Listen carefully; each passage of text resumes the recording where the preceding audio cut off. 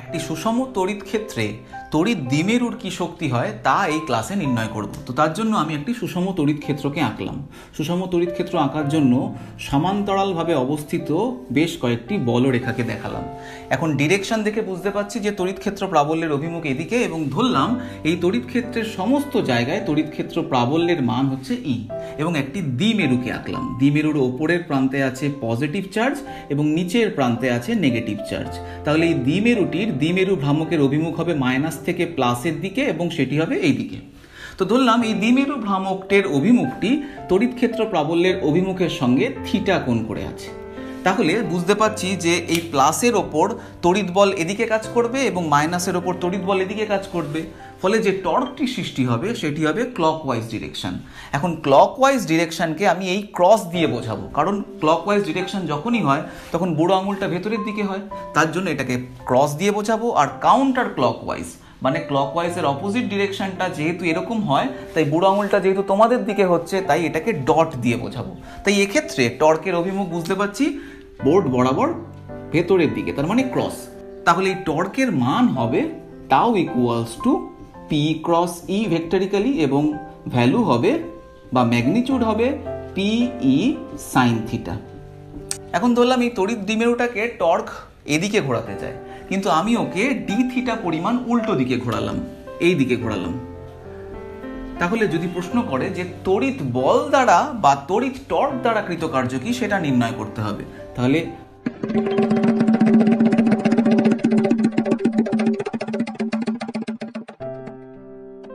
work done by electric force, এখানে যেহেতু torque কাজ করছে তাই ইলেকট্রিক টর্ক। এখন ওয়ার্ক ডানের ফর্মুলা আমরা জানি, ওয়ার্ক ডান ইকুয়ালস টু, টর্কের ক্ষেত্রে এটাই হয়ে যায় টর্ক ডট ডি থিটা, অর্থাৎ কৌণিক সরণ। এখন এখানে দেখতে পাচ্ছি যে ইলেকট্রিক টর্কটা যেটা ইলেকট্রিক ফোর্সের জন্য সৃষ্টি হচ্ছে সেটা কি ক্লকওয়াইজ ডিরেকশনে, বাট ওর ডি থিটা সরণটা উল্টো দিকে হচ্ছে, তাহলে পরস্পর অপোজিট দিকে হওয়ায় এই টি ডট ডি থিটা এটাই হয়ে যাবে মাইনাস টাও ডি থিটা। তাহলে এর মধ্যে যদি ভ্যালুগুলো বসাই সেটা হবে minus PE sine theta d theta. তাহলে এটি হলো ইলেকট্রিক ফোর্স দ্বারা ওয়ার্ক ডান ডি থিটা ঘোরানোর জন্য। তাহলে এটাকে যদি আমরা থিটা 1 থেকে থিটা 2 ঘোরানোর জন্য ইন্টিগ্রেট করি, ধরলাম এই দ্বিমেরুটা প্রথমে থিটা 1 কোণে ছিল, এরপর থিটা 2 কোণে গেল। তাহলে এই থিটা 1 থেকে থিটা 2 কোণে ঘোরাতে গেলে কি পরিমাণ কৃতকার্য করবে এই ইলেকট্রিক টর্ক বা ইলেকট্রিক ফোর্স? তাহলে থিটা 1 থেকে ঘুরিয়ে থিটা 2 তে নিয়ে যেতে চাই। কোন দিকে? না সিসিডি, অর্থাৎ কাউন্টার ক্লকওয়াইজ ডিরেকশনে নিয়ে যেতে চাই, অপোজিট দিকে। তাহলে সেক্ষেত্রে টোটাল কৃতকার্য যদি বার করি, এটাকে ইন্টিগ্রেট করতে হবে। তাহলে integrate from theta 1 to theta 2 d W electric is equals to হয়ে যাচ্ছে, ফলে ইন্টিগ্রেশন নেগেটিভ সাইনটাকে বাইরে নিয়ে গিয়ে theta 1 to theta 2 PE sine theta d theta. এখন এই পিইটা কনস্ট্যান্ট হওয়ায় ইন্টিগ্রেশনের বাইরে চলে গেলে এটা হয়ে যাচ্ছে minus PE integration from theta 1 to theta 2 sine theta d theta. এখন সাইন থিটার ইন্টিগ্রেট করলে হয় আমরা জানি মাইনাস কস থিটা, তাই এটা হয়ে যাচ্ছে minus PE minus cos theta theta 2 to theta 1। এখন এই থিটা 1 ও থিটা 2 ভ্যালুটা বসালে W electric theta 1 to theta 2 is equals to হচ্ছে minus PE minus cos theta 2 মাইনাসে মাইনাসে প্লাস কস থিটা 1। তাহলে এটা হচ্ছে total work done by electric torque to move the dipole in counter clockwise direction. তাহলে শক্তি কি হবে? এখন শক্তি যেহেতু আমরা জানি U equals to minus W, তাহলে এখানে থিটা 1 থেকে থিটা 2 রোটেশন করাতে ইলেকট্রিক টর্ক দ্বারা কৃতকার্য যদি এটা হয়, তাহলে potential change delta U from theta 1 to theta 2 is equals to minus W electric from theta 1 to theta 2। এখন এই মাইনাস সাইন আছে, আবার এখানেও আছে, তার জন্য মাইনাসে মাইনাসে প্লাস হয়ে গিয়ে এটা হচ্ছে plus PE minus cos theta 2 plus cos theta 1। তাহলে এই পুরো বিষয়টা যেটা পেলাম এটা হচ্ছে θ1 থেকে θ2তে ঘোরানোর জন্য কি পরিমাণ স্থিতিশক্তি বাড়লো বা কমলো। তো এটাকে যদি আমরা সাজিয়ে লিখি তাহলে এটাই হচ্ছে u θ2 minus u θ1 is equals to pe minus cos θ2 plus cos θ1। এখন এই u θ2 মাইনাস u θ1 কেন লিখলাম? কারণ এখানে দেখতে পাচ্ছি যে পোটেনশিয়াল এনার্জি চেঞ্জ কখন হচ্ছে না θ1 থেকে θ2তে যাওয়ার সময় হয়েছে। তাহলে চেঞ্জ মানে আমরা কি জানি? ফাইনাল অবস্থার এনার্জি মাইনাস প্রারম্ভিক অবস্থার এনার্জি, কারণ প্রারম্ভিক ছিল θ1 আর শেষে গিয়ে হয়েছে θ2, তাই u θ2 মাইনাস u θ1 লিখেছি। তাহলে এটাই হচ্ছে শক্তির পরিবর্তন। তাহলে দেখো এই সমীকরণটাকে যদি একটু সাজিয়ে লিখি কিরকম হবে? মাইনাস পিই কস θ2, এই প্লাসটাকে আমি এরকম ভাবে লিখতে পারি মাইনাস অফ মাইনাস পিই কস θ1, তাহলেও মানে একই দাঁড়াচ্ছে। তাহলে এটা দেখে তোমরা বুঝতে পারছো যে u θ2 সেটা যদি এটা হয় তাহলে u θ1 সেটা এটা হবে। তাহলে জেনারেলি আমরা যদি একটা টার্ম লিখি সেটা হচ্ছে u θ2 is equals to minus pe cos θ2 R u θ1 equals to minus pe cos θ1। তাহলে এই যে বিষয়টা এটা হচ্ছে বিভিন্ন অ্যাঙ্গেলে থাকা অবস্থায় ওর শক্তি কি হচ্ছে। তো ধরলাম প্রথমে ও 90 ডিগ্রি কোণে ছিল, তাহলে θ2টাকে বললাম 90 ডিগ্রি। তাহলে এখানে যদি এই ভ্যালুটা বসাই তাহলে u θ2 জায়গায় 90 ডিগ্রি বসালে এটাই হয়ে যাচ্ছে কি মাইনাস pe cos 90 ডিগ্রি, আর cos 90 ভ্যালু যেহেতু 0 তাহলে এই সময় ওর শক্তি কি হয় 0 ডিগ্রি। ঠিক একই রকম ভাবে যদি θ1 এর জায়গায় আমি θ বসাই তাহলে θ ইকুয়ালস টু কি হয়ে যাচ্ছে মাইনাস pe cos θ। এবার এটাকে যদি আমরা ভেক্টরিক্যালি লিখি তাহলে এটাই হয়ে যাচ্ছে মাইনাস p ডট e। তাহলে এই যে এটা টার্মটা লিখলাম এটা হচ্ছে যে কোনো দ্বিমেরু যখন θ কোণ করে কোনো তড়িৎ ক্ষেত্রের মধ্যে অবস্থান করে, যেটা এখানে হয়েছিল, সেই অবস্থায় ওর তড়িৎ শক্তির রাশিমালাটি that is minus P dot E, value হচ্ছে মাইনাস পিই কস θ। তড়িৎ দ্বিমেরুর বিভিন্ন অবস্থায় কি হতে পারে শক্তি সেটা বোঝার জন্য আমি একটি বড় করে সুষম তড়িৎ ক্ষেত্রকে এঁকে নিলাম এবং এই তড়িৎ ক্ষেত্রের মধ্যে দ্বিমেরুগুলো বিভিন্ন ওরিয়েন্টেশনে রাখবো। তাহলে দেখবো যে ওদের বিভিন্ন অবস্থায় তড়িৎ শক্তি কি হয় সেগুলোর মান। যেমন ধরলাম একটি তড়িৎ দ্বিমেরুকে এরকমভাবে উলম্বভাবে রেখেছি এবং এদিকে প্লাস এদিকে মাইনাস আছে। তড়িৎ দ্বিমেরুর ডিরেকশন দেখতে পাচ্ছি এদিকে।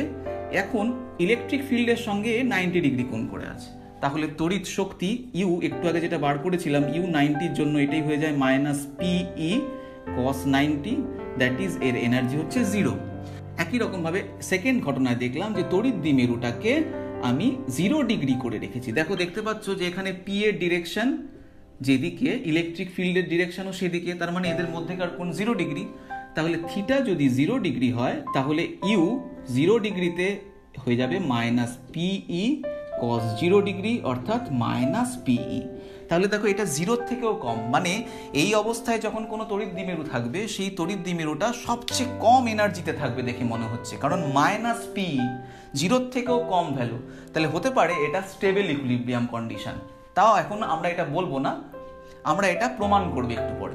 এরপর ধরলাম তড়িৎ দ্বিমেরুটা এইভাবে আছে যে এদিকটায় প্লাস এদিকে মাইনাস, তাহলে এখন পি কাজ করছে এদিকে এবং এটা ইলেকট্রিক ফিল্ডের ডিরেকশনের সঙ্গে 180 ডিগ্রি কোণ করে আছে, তাহলে থিটা ইকুয়ালস টু 180 ডিগ্রি।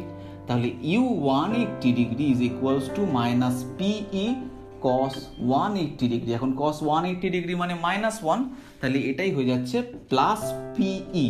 তাহলে বুঝতে পারছি এই সময় এই তড়িৎ দ্বিমেরুর শক্তি প্লাস পিই মানে 0 থেকেও বেশি। তার মানে এইখানে তিনটে ঘটনার মধ্যে দেখলাম যে সবচেয়ে কম শক্তি থাকছে যখন তড়িৎ দ্বিমেরুটার অভিমুখ ইলেকট্রিক ফিল্ডের অভিমুখের একই সঙ্গে একই দিকে হবে, আর তড়িৎ দ্বিমেরুর অভিমুখ যদি তড়িৎ ক্ষেত্র প্রাবল্যের অভিমুখের সঙ্গে 180 ডিগ্রি কোণ করে থাকে তাহলে সবচেয়ে বেশি হচ্ছে, আর যখন 90 ডিগ্রি করে আছে তখন তড়িৎ দ্বিমেরুর জন্য যে শক্তি সেটা 0 ডিগ্রি হবে। এবার এর আগের ক্লাস থেকে আমরা শিখেছিলাম যে কোনো তড়িৎ দ্বিমেরুকে যদি লম্বভাবে বা যে কোনোভাবে রাখা হোক তার উপর ফোর্স বা টর্ক কি হয়। যেমন যদি 90 ডিগ্রি করে রাখা হয় তাহলে ফোর্স তো অফকোর্স 0, কারণ সমান ও বিপরীতমুখী, এর জন্য প্লাস কিউই, এর জন্য মাইনাস কিউই, তাহলে পরস্পর বিপরীতমুখী এবং সমমানের হওয়ায় ফোর্স 0, এটার জন্য তাই ফোর্স 0 এবং এটার জন্য ফোর্স 0। এবার এর ওপর টর্ক কত? টর্কের ফর্মুলা আমরা জানি টাউ ইকুয়ালস টু হয় পিই সাইন থিটা এন ক্যাপ। তাহলে টাউ এর মান হয় পিই সাইন থিটা। তো যখন 90 ডিগ্রি করে থাকে তখন টর্ক কত হবে? টাউ এর মান হবে পিই সাইন 90। এখন সাইন 90 মানে 1 বলে পিই। তাহলে এই সময় উলম্বভাবে যখন থাকে তখন ওর এনার্জি হয় 0 ডিগ্রি এবং ওর ওপর টর্ক হয় পিই এবং ওর ওপর ফোর্স হয় 0। আচ্ছা, যখন 0 ডিগ্রি করে থাকে অর্থাৎ তড়িৎ ক্ষেত্র যেদিকে সেই দিকে মুখ করে তড়িৎ দ্বিমেরু ভ্রামকটি আছে, সেই সময় ফোর্স তো 0, টর্ক কত? টর্কের মান হবে পিই সাইন 0 ডিগ্রি। বুঝতেই পারছি ভ্যালু কত? টর্ক 0। অর্থাৎ এই অবস্থায় ফোর্সও 0, টর্কও 0। আর ফোর্স আর টর্ক যদি দুটোই 0 হয় তখন আমরা জানি তাকে কি বলে? তাকে ইকুইলিব্রিয়াম কন্ডিশন বলে। এবং এর এনার্জি যেহেতু মাইনাস পি অর্থাৎ নেগেটিভ এবং সবচেয়ে কম, তাহলে এটাকে আমরা কি স্টেবল ইকুইলিব্রিয়াম বলতে পারি। Stable equilibrium. এবার এর পরেরটা দেখি। যখন পি ইলেকট্রিক ফিল্ডের সঙ্গে 180 ডিগ্রি কোণ করে আছে তখন টর্কের মান হবে tau is equals to PE sine 180 degree. এখন সাইন 180 ডিগ্রির মানও যেহেতু 0 ডিগ্রি, তাহলে এটাও হয়ে যাচ্ছে 0। তাহলে এই কন্ডিশনটাই আমরা বুঝতে পারছি এখানেও F0 টাউ 0 অর্থাৎ টোটাল ফোর্স ও টর্ক 0, মানে এই সময়ও ইকুইলিব্রিয়ামে আছে। কিন্তু এই সময়ের এনার্জি দেখো প্লাস পিই, তার মানে এই সময় ও স্টেবল ইকুইলিব্রিয়াম না, এই সময় ও আনস্টেবল ইকুইলিব্রিয়ামে আছে। এটাকে আমরা বলবো আনস্টেবল ইকুইলিব্রিয়াম। এখন এই ইকুইলিব্রিয়াম সম্পর্কে নিশ্চয়ই তোমাদের ধারণা আছে, স্টেবল ইকুইলিব্রিয়াম বা আনস্টেবল ইকুইলিব্রিয়াম কাকে বলে। এটা কখনোই ইকুইলিব্রিয়াম হতে পারে না যখন 90 ডিগ্রি থাকে, কারণ এই সময় নেট ফোর্স 0 হলেও নেট টর্ক তো 0 নয়, আর দুটোকে না 0 হতে পারলে তো ইকুইলিব্রিয়াম হবে না। তাই ইকুইলিব্রিয়াম কন্ডিশন কেবলমাত্র এই দুটো, এবং এই সময় হচ্ছে স্টেবল ইকুইলিব্রিয়াম, এই সময় হচ্ছে আনস্টেবল ইকুইলিব্রিয়াম। তাহলে এই ছবির থেকে তোমরা বুঝতে পারলে যে কখন তড়িৎ দ্বিমেরুর কি শক্তি হয়। তো একটু আগে যে ফর্মুলাটা আমরা শিখেছিলাম সেই ফর্মুলাটায় দেখেছিলাম যে u2 minus u theta 1 is equals to minus PE cos theta 2 minus PE cos theta 1, এইটা পেয়েছিলাম। এবার এইটা ছিল ইলেকট্রিক ফোর্সের জন্য যে এনার্জিটা তৈরি হচ্ছে। যদি প্রশ্নটা করতো যে ইলেকট্রিক ফোর্সের জন্য নয় বা ইলেকট্রিক টর্কের জন্য নয়, যে বাহ্যিক এজেন্ট ওই দ্বিমেরুটাকে ঘোরানোর চেষ্টা করছে তার দ্বারা কৃতকার্য বা তার জন্য তার যে শক্তি খরচা হচ্ছে সেটা নির্ণয় করো, তাহলে U theta 2 minus U theta 1 for external agent is equals to minus of u theta 2 minus u theta 1 by electric। তাহলে এখানে যেটাকে আমরা পেয়েছি সেটাকেই নেগেটিভ বসিয়ে যদি ক্যালকুলেশন করি তাহলে এক্সটার্নাল এজেন্ট দ্বারা কি পরিমাণ শক্তি ব্যয় হচ্ছে সেটা নির্ণয় হবে, এবং সেটাই হয়ে যাচ্ছে এই মাইনাসের জন্য plus PE cos theta 2 plus minus PE cos theta 1। এই মাইনাসগুলোকে মাইনাসের জন্য প্লাস করে দিলাম, তার ফলে এটাই হয়ে গেল PE cos theta 2 minus PE cos theta 1। তাহলে এটা হচ্ছে এক্সটার্নাল এজেন্টের কি পরিমাণ এনার্জি লস হলো তার পরিমাণ। তো এটা ডিফারেন্স দেওয়া আছে। তোমরা যদি এটাকেই শুধুমাত্র একটা পয়েন্টের এনার্জি দিয়ে বলো, তাহলে একটু আগে ইলেকট্রিক ফোর্সের জন্য আমরা দেখেছিলাম যে U theta is equals to minus PE cos theta হয় বা মাইনাস পি ডট ই হয়, এটা হচ্ছে ইলেকট্রিকের জন্য। তাহলে U theta for external agent এটাই হবে মাইনাসের জায়গায় plus PE cos theta, that is plus P dot E. একই রকম ভাবে তাহলে এটা হচ্ছে কোনো একটা পার্টিকুলার অ্যাঙ্গেলের জন্য কি পরিমাণ এনার্জি এক্সটার্নালি হবে বা কি পরিমাণ এনার্জি ইলেকট্রিকের জন্য হবে সেটা। তাহলে তোমরা আজকের এই পুরো ক্লাস থেকে তড়িৎ ক্ষেত্রের মধ্যে তড়িৎ দ্বিমেরুর কি শক্তি হতে পারে তা সম্পর্কে পুরো ধারণা পেলে। তোমরা যদি পুরো বুঝতে পারো এবং ভালো করে বুঝতে পারো তাহলে অবশ্যই চ্যানেলটিকে সাবস্ক্রাইব করো এবং শেয়ার করো যাতে অনেকে ব্যাপারটা জানতে পারে। আর আমার তরফ থেকে পুরো ক্লাসটি তোমরা দেখার জন্য তোমাদেরকে অনেক অনেক লাইক।